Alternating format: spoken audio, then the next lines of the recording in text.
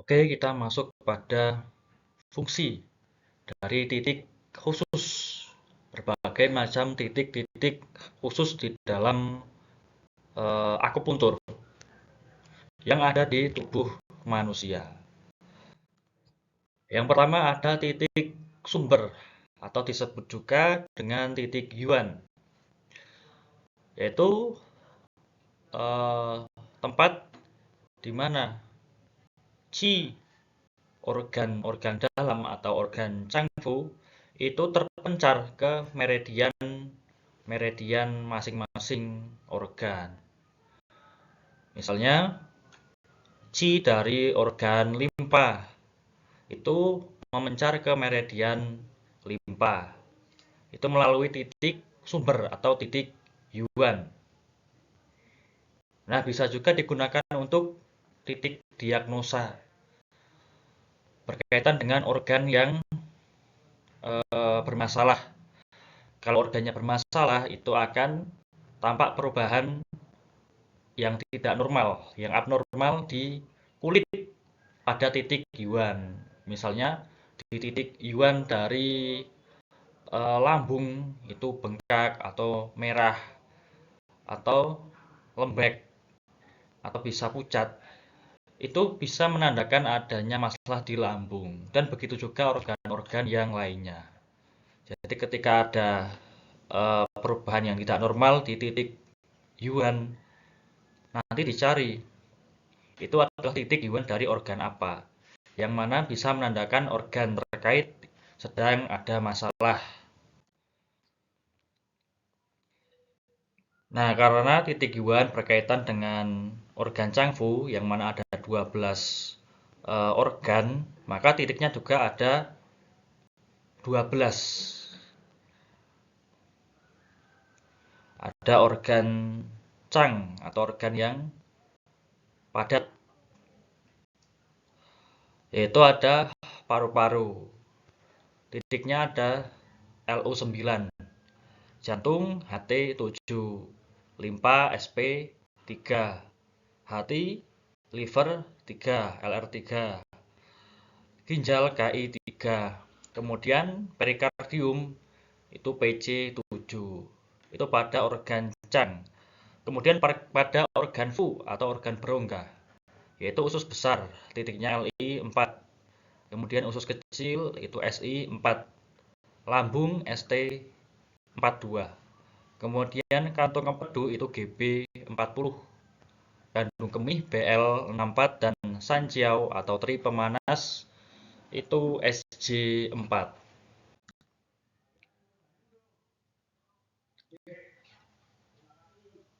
Berkaitan dengan qi asli. Qi asli itu akan adanya di ginjal terkait dengan yin dari organ ginjal. Kemudian bisa mencerminkan keadaan qi asli pada setiap organ, terutama organ yin. Dan titik yuan itu bisa digunakan untuk mentonifikasi atau menambah persediaan energi pada organ yin. Pada organ yin, meskipun bisa juga digunakan untuk organ yang, tapi lebih utamanya untuk organ yin.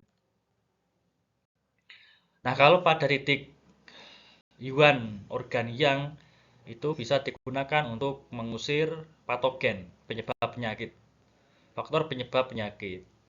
Misalnya BL64 itu digunakan untuk mengusir panas lembab di pembakar bawah, di siau bawah. Kalau ST42 itu untuk mengusir dingin bercampur dengan angin dari bagian wajah. Jadi bisa mengusir patogen.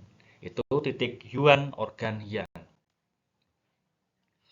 Kemudian ada titik penghubung atau titik luo, yang mana menghubungkan antara meridian yin dengan meridian yang. Ada LU7 pada yin, pada titik organ yin ada LU7, HT5, SP4. LR5, kemudian KI4 dan PJ6. Kalau pada organ yang itu ada LI6, kemudian SI7, ST40, kemudian GB37, BL58 dan SJ5. Kemudian kalau pada meridian Ren itu Ren 15 atau CV15. Kalau pada meridian Du itu GV1 atau Du1. Nah, titik luo itu bisa membantu titik yuan jika ditusuk secara bersamaan untuk fungsinya meningkatkan energi pada organ yang mau ditambah energinya.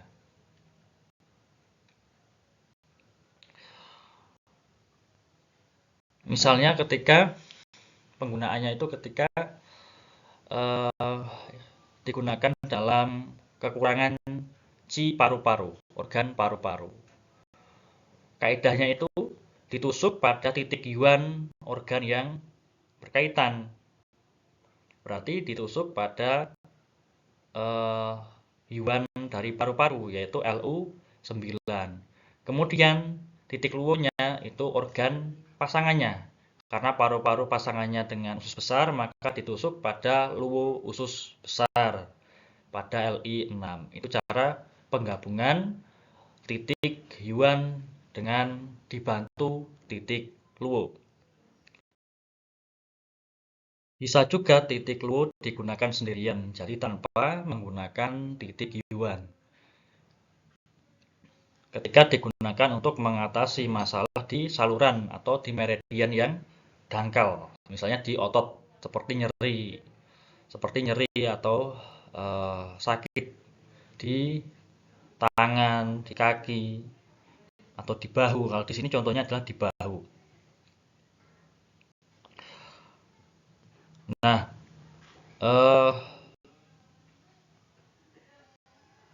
digunakannya itu secara kontralateral atau berlawanan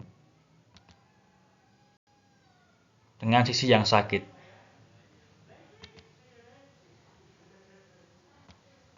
Ini ada sedikit yang keliru dalam pengetikan. Ini harusnya kiri, bukan kanan. Kontralateral, berlawanan. Misalnya sakitnya bahu kanan ditusuk di tangan kiri. Yang ditusuk itu pada saluran yang berpasangan, pada saluran organ yang berpasangan. Misalnya di bahu itu kan adanya saluran usus besar. Sakit bahunya di saluran atau meridian usus besar. Nanti yang ditusuk, karena itu tidak di kanan, ditusuk tangan kiri. Ditusuk dengan tangan kiri menggunakan titik dari organ pasangannya. Kalau usus besar, itu kan pasangannya adalah paru-paru. Berarti ditusuk pada Lu7. Pada paru-paru.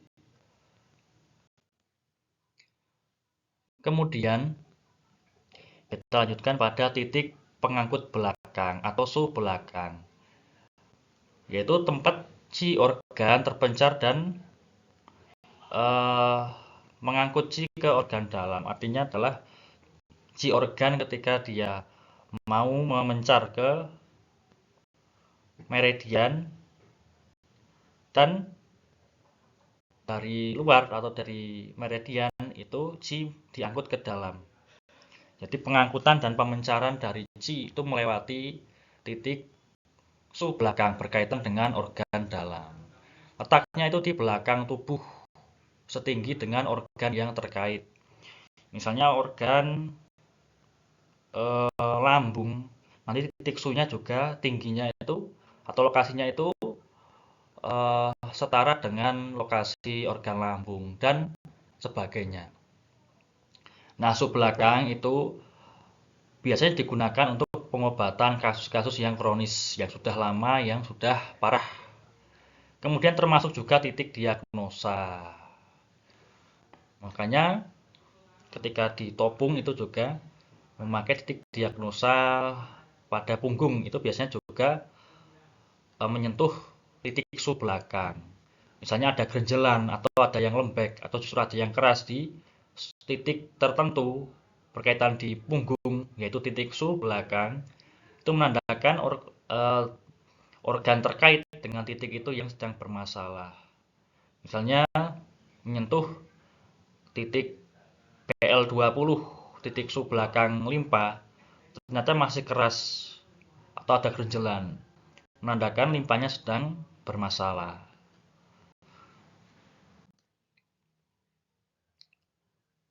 Nah, paru-paru BL13, kantung jantung BL14, jantung BL15, liver BL18, kantung empedu BL19, limpa BL20, kemudian perut atau lambung itu BL21, sansiau itu BL22, ginjal BL23, usus besar BL25, usus kecil BL27, dan kandung kemih itu BL28. Jadi masing-masing organ itu mempunyai titik su belakang, titik pengangkut belakang, titik yang mengangkut masuk dan keluarnya qi berkaitan dengan organ dalam di belakang tubuh.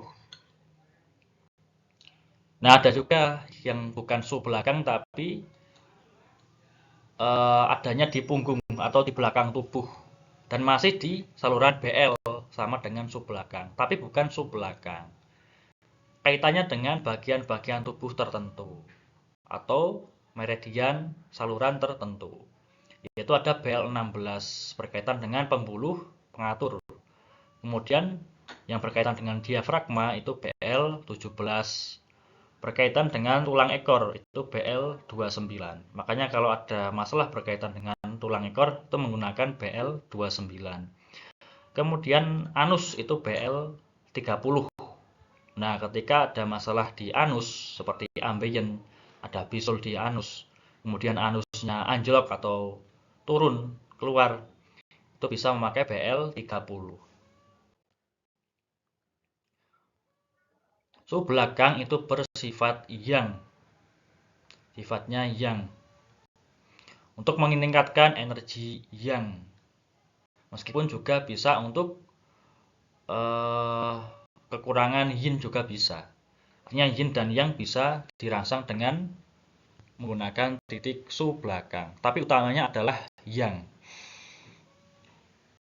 Kemudian su belakang bisa juga digunakan untuk pengobatan indera-indera tubuh, terkait dengan pengobatan indera tubuh.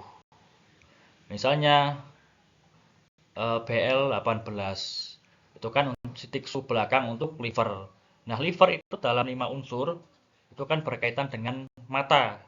Jadi ketika ada masalah di mata itu bisa menggunakan titik su belakang dari liver, yaitu BL18. Nanti kalau hidung sebagai indera penciuman nanti sedang ada permasalahan, bisa menggunakan titik BL yang terkait dengan paru-paru, titik su belakang paru-paru, karena hidung berkaitan dengan paru-paru. Kemudian kalau ada masalah di telinga itu bisa menggunakan titik su belakang ginjal dan lain sebagainya, berkaitan dengan organ dan indera yang berpasangan atau berhubungan. Nah, su belakang itu ketika digunakan untuk menambah energi dari organ-organ tertentu, itu efeknya sangat kuat. Sangat kuat. Misalnya kalau lambung dan limpa itu sedang lemah, sedang kekurangan, itu bisa ditusuk pada BL20 dan BL21. Nanti akan sangat cepat efeknya. Efeknya kuat. Tapi bisa juga digunakan untuk menundukkan qi yang memberontak. Misalnya kalau qi perut atau qi lambung sedang memberontak, itu kan ada sendawa, ada mual, ada muntah, itu bisa ditusuk pada titik su belakang dari lambung. Nah, kemudian sebagai titik diagnosa, kalau lembut maupun keras, kalau ditekan atau gerinjel-gerinjel itu bisa menandakan organnya bermasalah. Dan sebagai catatan untuk kehati-hatian bahwa sub belakang itu tidak boleh ditusuk terlalu dalam, terutama pada bagian atas, pada punggung atas yang di dalamnya ada organ paru-paru, karena bisa melukai organ-organ di dalamnya. Misalnya pada orang yang kurus itu cukup menggunakan satu cun, nanti masuknya tidak full, mungkin 0,7 atau 0,8 cun. Kalau yang agak gemuk nanti pakai jarum yang 1,5 cun, tapi masuknya juga tidak penuh, bisa disisakan. Asal sudah sampai pada tejinya itu sudah cukup. Dan dimiringkan, miringnya itu ke arah tulang belakang, ke arah garis tengah tubuh. Miring ke situ. Tidak boleh tegak lurus untuk kehati-hatian. Bisa juga ke arah bawah, tapi akan lebih baik jika ke arah miringnya itu ke arah tengah tubuh atau ke arah tulang belakang. Nah, ini ada catatan penting lagi bahwa BL43 itu sangat bagus untuk sakit-sakit yang kronis, sakit yang sulit diobati, yang sudah lama diderita, terutama yang pada paru-paru. Terutama pada paru-paru itu menggunakan BL43, kanker paru-paru, TBC, paru-paru, asma, dan lain sebagainya berkaitan dengan paru-paru itu bisa menggunakan BL43. Itu sangat efektif. Nah, supaya tidak kepanjangan, maka video kita potong dan kita lanjutkan pada video yang berikutnya. Terima kasih.